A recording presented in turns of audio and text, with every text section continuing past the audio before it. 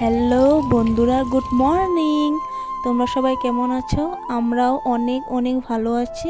তো আজকে হলো নতুন বছর, মানে বাংলা নতুন বছর।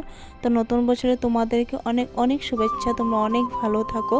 তো আমি সকাল সকাল উঠে ব্রাশ করে নিয়েছি, তারপর ঘর দুয়ার পরিষ্কার করে নিয়েছি, তার স্নান করে এখন আমি পুজো করতে বসলাম।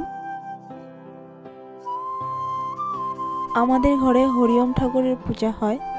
তারপর আমি পূজা করতে করতে আমার হাজব্যান্ডও স্নান করে এসে আমার সাথে বসেছে পূজা করার জন্য। পূজা করে আমরা ঠাকুরকে প্রণাম করে আশীর্বাদ নিয়ে নিলাম। তারপর ঘরে ধূপধুনা দেখিয়ে দিলাম।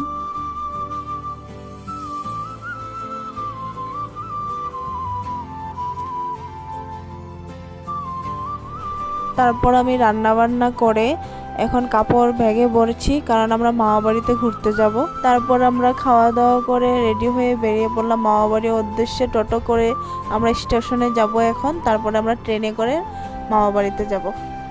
এখন আমরা ট্রেনের জন্য অপেক্ষা করছি, ট্রেন কখন আসবে সেটাই দেখছি। ফাইনালি এখন ট্রেন এসেও গিয়েছে, তো আমরা উঠেও পড়েছি।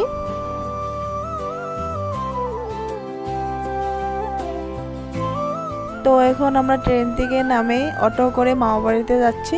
ফাইনালি আমি মামা বাড়িতে এসে পড়েছি। নতুন বছরে মামার বাড়িতে আসার কারণ হলো মামা বাড়িতে আজকে পূজা আছে। আমার মামা বাড়িতে প্রত্যেক বছরেই পূজা হয়, কিন্তু সেম তারিখে হয় না, কারণ আমার মামা বাড়িতে নতুন বছরে মানে বৈশাখের প্রথম মঙ্গলবারেই পুজোটা হয়। মানে মঙ্গলবারটা যখন যেই তারিখে পড়বে ওই তারিখেই হবে। এখন তো তোমরা ভাবছো কি পূজা হয়, তো পূজাটা হয় মা মঙ্গলচণ্ডী। এখন মামা বাড়ির সবাই অঞ্জলি নিয়ে নিচ্ছে।